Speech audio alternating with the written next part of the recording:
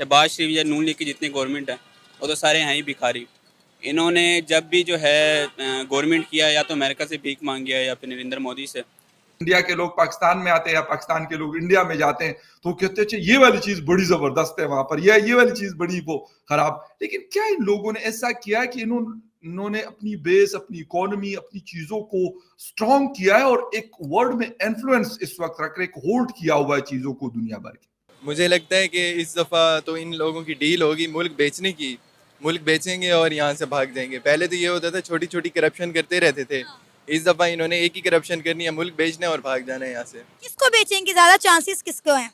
और अब वो डेवलप करते करते करते आईटी का दुनिया का सेंटर, अगर नहीं तो बड़ी इम्पोर्टेंट एक हब इंडिया। तो गरीब जो है वो तो और गरीब तर होता जा रहा है, अमीर जो है वो अमीर तर होता जा रहा है। तो गरीब के लिए तो मैं तो कहता हूँ पाकिस्तान में कोई जिंदगी ही नहीं है।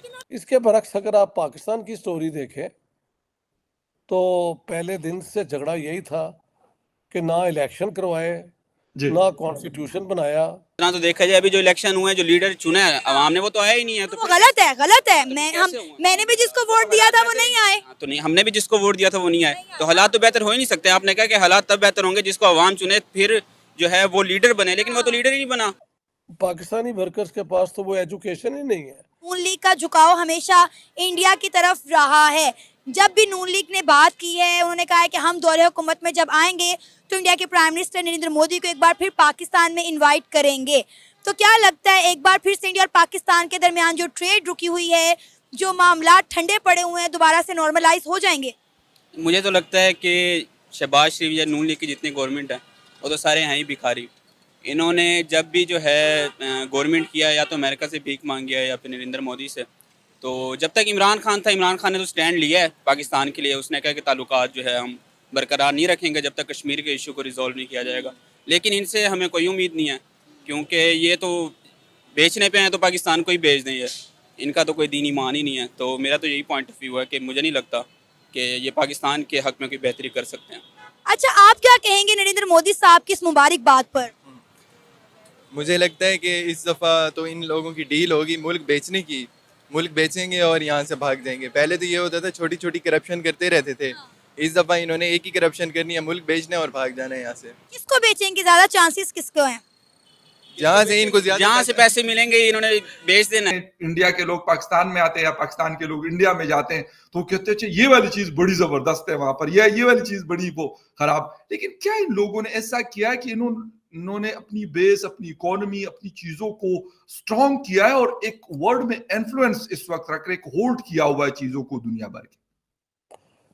उसमें बुनियादी फर्क तो 1947 में जब ये दोनों मुल्क कायम हुए हैं तो वहां से शुरू हो जाता है। इंडिया ने तब ही फैसला कर लिया था कि दुनिया में हम किसी ब्लॉक का हिस्सा नहीं बनेंगे। हम अपनी एक इंडिपेंडेंट फॉरेन पॉलिसी, जो बाद में नॉन अलाइन मूवमेंट के नाम से मशहूर हुई, वो इख्तियार की। उसकी बड़ी अच्छी मिसाल है कि उन्होंने दोनों साइड से दोस्ती रखी। जब पहली हुकूमत इंडिया की बनी, जवाहरलाल नेहरू उसमें थे और एजुकेशन मिनिस्टर थे मौलाना अबुल कलाम आज़ाद। तो इन दोनों ने साइंस को तरजीह देने के लिए आईआईटी जो है वो इस्टेब्लिश करवाई। मसलन सोवियत यूनियन ने जो ज़माने में था, उन्होंने कलकत्ता में आईआईटी इस्टेब्लिश किया। यूएसए ने कानपुर में किया। यूके ने शायद दिल्ली में किया और मुंबई के अंदर शायद फ्रांस ने किया। तो वहाँ से इन्होंने शुरू किया और अब वो डेवलप करते करते करते आईटी का दुनिया का सेंटर, अगर नहीं तो बड़ी इम्पोर्टेंट एक हब इंडिया बनता जा रहा है। गरीब जो है वो तो और गरीब तर होता जा रहा है, अमीर जो है वो अमीर तर होता जा रहा है। तो गरीब के लिए तो मैं तो कहता हूँ पाकिस्तान में कोई जिंदगी ही नहीं है। लेकिन आप ये देखें ना कि हमारी कभी इंडिया के साथ प्रॉपर ट्रेड भी तो नहीं ना हुई। हमारी जब भी ट्रेड हुई है रुक गई है या वाया दुबई आई है। भाई 60 किलोमीटर पर बॉर्डर है, बॉर्डर खोलें, आपस में ट्रेड करें। पाकिस्तान की इकॉनमी तभी बेहतर होगी जब हमारा मुल्क दूसरे मुल्कों के साथ, हमसाये ममालिक के साथ ट्रेड करेगा। मैंने आप मुझे बताएं ना, आप मेरा इंटरव्यू कर रही हैं, आप मुझे बताएं आपके पॉइंट ऑफ व्यू से कैसे पाकिस्तान के हालात बेहतर होंगे। पाकिस्तान में जब तक सियासी इस्तेकाम नहीं आएगा, इस मुल्क के हालात बेहतर नहीं हो सकते। कैसे आएगा? सियासी इस्तेकाम तभी आएगा जब हमारे जो लीडर हम चुनते हैं वो हमारे ऊपर हुक्मरानी करें और अपना टेन्योर पूरा करें। दूसरे मुल्कों के साथ जो है वो अपनी फॉरेन पॉलिसी, इंटरनल पॉलिसी बेहतर करें। इस तरह तो देखा जाए अभी जो इलेक्शन हुए, जो लीडर चुने हैं अवाम ने, वो तो आया ही नहीं है। तो गलत है, गलत है। मैंने भी जिसको वोट दिया था वो नहीं आए। तो नहीं, हमने भी जिसको वोट दिया था वो नहीं आए, तो हालात तो बेहतर हो ही नहीं सकते। आपने कहा कि हालात तब बेहतर होंगे जिसको अवाम चुने, फिर जो है वो लीडर बने, लेकिन वो तो लीडर ही नहीं बना, वो तो जेल में है अभी तक। जिसको वोट दिया है, 180 सीटें जिसकी थी, वो तो ओपोजिशन में बैठ गए हैं, और जिनको वोट ही नहीं पड़ा वो गवर्नमेंट में बैठे हुए हैं। तो कैसे पाकिस्तान के हालात बेहतर होंगे? अभी नहीं होंगे। चाहिए पर। आप इस सारे मामले पर क्या कहना चाहेंगे? वैसे हमारे चाहने या ना चाहने से तो कोई फ़र्क नहीं पड़ता, ये जो बैठे हैं इन्हीं का फैसले होंगे। और इनके बिज़नेस वहाँ पे, इनकी ट्रेडिंग बिज़नेस को लेके बड़ी अच्छी हो रही है, तो ये पाकिस्तान का क्यों सोचेंगे। इनके बिज़नेस चल रहे हैं, अब इनके बिज़नेस और अच्छे हो जाएंगे तो पाकिस्तान के ये सोचेंगे ही नहीं, अपने बारे में ही सोच रहे हैं, बिज़नेस के बारे में। इनके बिज़नेस हैं जितने भी हैं, तो ये उन्हीं की ट्रेड में कामयाब होंगे और उन्हीं को मज़ीद बढ़ाएंगे, पाकिस्तान को ये साइड पे ही रखेंगे। इसके बरक्स अगर आप पाकिस्तान की स्टोरी देखें तो पहले दिन से झगड़ा यही था कि ना इलेक्शन करवाए, जी ना कॉन्स्टिट्यूशन बनाया, जी और वही हाई हैंडेड पॉलिसीज के ज़रिए इन्होंने हुकूमतें बनाई और गिराई, प्रोविंसेस में भी और सेंटर के अंदर भी। ब्यूरोक्रेट्स ने तो बाद में आर्मी के अंदर। तो पाकिस्तान के अंदर वो एक जो होती है ना नेशनल विजन, जिसमें सब एवरीबॉडी इज ऑन बोर्ड, वो है नहीं और आज तक नहीं है।